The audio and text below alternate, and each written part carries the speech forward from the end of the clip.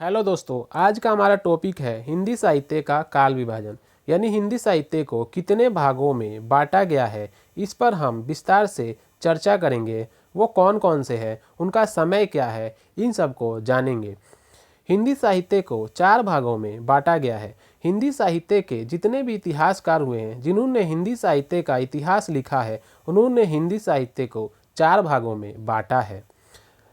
कौन कौन से, आइए जान लेते हैं। पहला है आदिकाल, दूसरा है भक्ति काल, तीसरा है रीति काल और चौथा है आधुनिक काल। इस प्रकार से हिंदी साहित्य के इतिहासकारों ने हिंदी साहित्य को 4 भागों में बांटा है। पहला है आदिकाल, दूसरा है भक्ति काल, तीसरा है रीति काल और चौथा है आधुनिक काल। अब हम इनके समय को जान लेते हैं। लेकिन दोस्तों, समय को जानने से पहले अगर आपने चैनल को सब्सक्राइब नहीं किया है तो कृपया आप चैनल को सब्सक्राइब करें, ताकि आपको आने वाली सारी वीडियो मिल सके और यूजीसी, टीजीटी, पीजीटी आदि की परीक्षा पास करने में आपको सफलता प्राप्त हो, हम आपकी मदद कर सकें। आइए हम इनके समय को जान लेते हैं। यहाँ आप देख रहे हैं कि मैंने सभी में 2-2 समय लिखा है, चाहे वो आदिकाल हो या भक्ति काल हो या रीति काल हो या आधुनिक काल हो। ऐसा क्यों है? यहाँ मैंने जैसे लिखा है, उदाहरण के लिए 993 ई से 1318 ई और 1050 संवत से 1375 संवत आदिकाल का जो समय लिखा है, ऐसा क्यों है? तो दोस्तों, जो ईस्वी है वो ईसाइयों की देन है, वो अंग्रेजी कैलेंडर के अनुसार है। यानी जो ईस्वी है वो अंग्रेजी कैलेंडर है और वो ईसाइयों की देन है। और जो नीचे का समय है वो संवत है। संवत यानी विक्रम संवत। हमारे यहाँ पे एक बहुत ही महाप्रतापी राजा हुए थे, जिनका नाम था चंद्रगुप्त द्वितीय। उन्होंने हुरणों को पराजित करने के बाद एक उपाधि धारण की, जिसका नाम था विक्रमादित्य।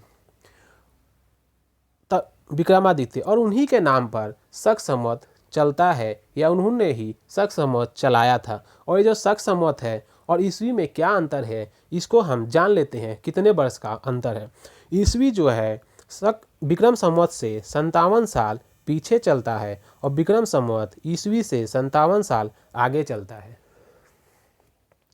यहाँ आप देख सकते हैं कि यहाँ पे 993 है और यहाँ पे 1050 है, यानी यहाँ पे 57 साल का अंतर है। इसके अलावा हमारे यहाँ पे एक और संवत हुआ है, जिसको शक संवत कहते हैं। वो 78 साल ईस्वी से आगे चलता है।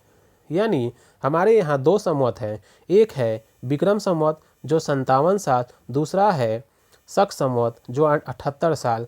यानी ये दोनों ही संवत ईस्वी से आगे चलते हैं। विक्रम संवत ईस्वी से 57 साल आगे चलता है और शक संवत ईस्वी से 78 साल आगे चलता है। अब हम एक एक करके इनके समय को जान लेते हैं। आदिकाल का जो समय है 993 ईस्वी से 1318 ईस्वी तक और संवत में 1050 संवत से 1375 संवत माना जाता है। भक्ति काल का जो समय है 1318 से 1643 ईस्वी तक और संवत में 1375 से 1700 संवत माना जाता है। रीति काल का जो समय माना जाता है वो है 1643 ईस्वी से 1843 ईस्वी और संवत में 1700 संवत से 1900 संवत तक माना जाता है। चौथा है आधुनिक काल। आधुनिक काल का जो समय है 1843 से लेके आज तक यानी अब तक माना जाता है और संवत में 1900 से लेकर आज तक अब तक माना जाता है। दोस्तों, इस प्रकार आदिकाल का और भक्ति काल का, रीति काल का, आधुनिक काल का समय हमने जाना।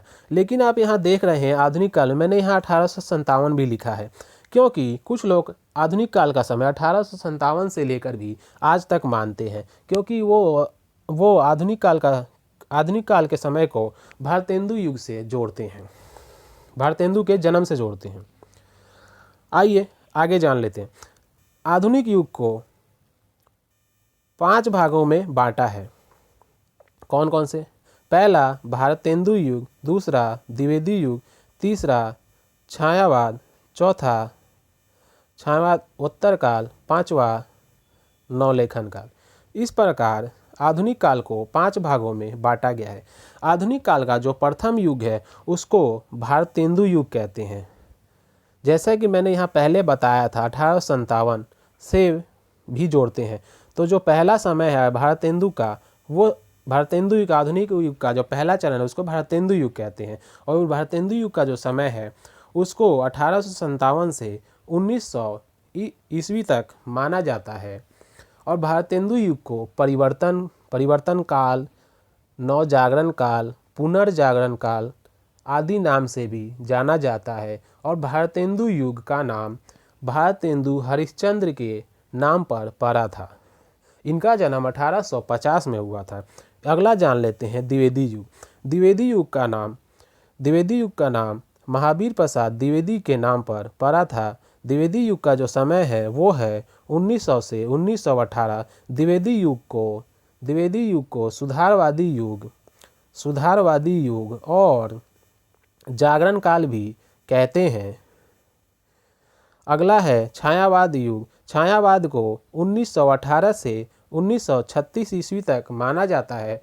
इसके अलावा छायावाद को अगर नाटक की दृष्टि से देखा जाए तो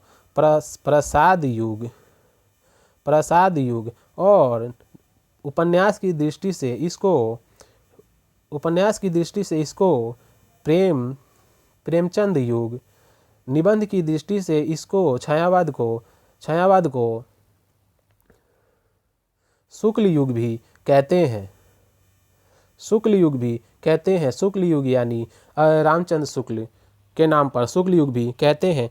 चौथा है छायावादोत्तर युग। इसको 1936 से 1953 तक माना जाता है। इसमें इसके 2 भाग हैं, पहला प्रगतिवाद, दूसरा प्रयोगवाद। प्रगतिवाद का जो समय है वो है 1936 से 1943 ईस्वी तक और प्रयोगवाद का जो समय है 1943 से 1953 ईस्वी तक। और आधुनिक काल का जो लास्ट है 5वां है वो है नवलेखन काल। नवलेखन काल का जो समय है वो है 1953 से लेकर आज तक।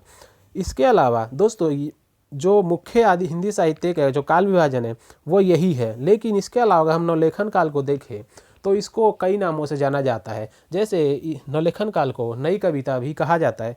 इसके अलावा आगे भी हिंदी साहित्य को नवलेखन काल में भी आगे कई प्रकार से बांटा गया है, जैसे नई कविता, समकालीन कविता, साठोत्तरी कविता, अकविता, युत्सावादी कविता, प्रतिशुद्ध पीढ़ी की कविता, सहज कविता, विचार कविता, सनातन सूर्योदय कविता, अद्यतन युवा लेखन आदि आदि। नवलेखन काल के बाद भी कई छोटे छोटे वाद आए हैं या छोटे छोटे युग आए हैं। तो दोस्तों आज के लिए इतना ही। आगे हमसे जुड़े रहे इसके लिए चैनल को सब्सक्राइब करें और वीडियो को ज़्यादा से ज़्यादा शेयर करें। ओके दोस्तों, थैंक यू, धन्यवाद, नमस्कार।